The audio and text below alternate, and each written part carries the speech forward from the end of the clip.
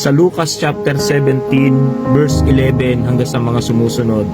So dito makikita natin ang ilang bagay, mga kapatid. Ito yung panahon na kung saan ang Panginoong Hesus ay naglalakbay patungong Jerusalem. At makikita natin yung senaryo na merong 10 ketongin naka-isolate. Alam nyo kasi, mga kapatid, sa panahon sa Biblia, kapag ikaw ay may ketong, ina-isolate. Hindi ka pwedeng makisalamuha sa iba. Kaya itong 10 ketongin na ito, sila'y in-isolate, inihiwalay sa kanilang mga pamilya, sa kanilang mga mahal sa buhay. Kasi ang sakit ng ketong, para kang nauupos na para kang buhay na nauupos. Pero alam nyo, mga kapatid, at according sa aking nabasa na research, sa Israel pala, kapag ikaw ay may ketong, malayo pa lang, pag nakakita na sila ng mga tao, kailangan ang isisigaw nila para hindi sila lapitan ng tao.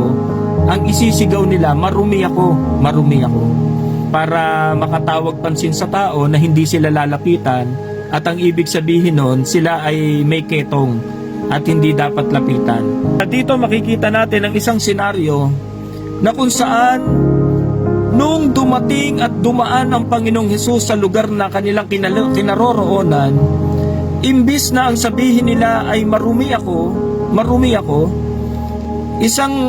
isang sigaw ng kawalan ng pananampalataya, isang sigaw ng kawalan ng pag-asa. Pero nung nakita nila ang Panginoon na naglalakad sa naroroonan nila, iba yung sinigaw nila, kundi sigaw ng may pananampalataya. Alam niyo kung anong sinigaw nila? Jesus, anak ni David, mahabag po kayo sa akin. Sa atin, mga kapatid, ngayong gabing ito, kapag narinig mo ang pangalan ng Panginoong Jesus, ano ang nangyayari sa iyo? Nabibuild din ba yung pananampalataya mo? Kapag narinig natin ang patungkol sa Panginoon, nagbibigay ito ng pag-asa sa ating lahat. Nagbibigay ito ng pag-asa, hindi kawalan ng pag-asa. Marami sa atin ngayong gabing ito may sakit, may karamdaman.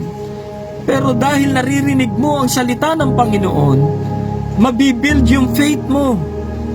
Amen? Mabubuo sa iyong puso ang pananampalataya. Imbis na ang isinisigaw nila ay kawalan ng pag-asa, ang isinisigaw nila, pangalan ng Panginoon. So ano ang nangyari nung time na to? Napukaw yung pansin ng Panginoong Hesus at 10 ketongin. Dahil merong sumigaw ng may pananampalataya.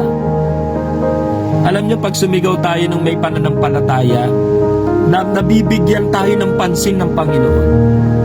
Yung 10 ketongin, sumigaw ng may pananampalataya, sinigaw ang pangalan ng Panginoon, napukaw yung pansin ng Panginoon sa kanila. Tayo, ano ang sinisigaw natin?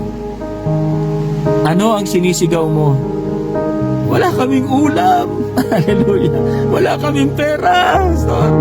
Hallelujah. Amen? Yung ba yung sinisigaw pa natin? Isigaw natin ang pangalan ng Panginoon. Speak the name of Jesus. At makikita mo, great things will happen.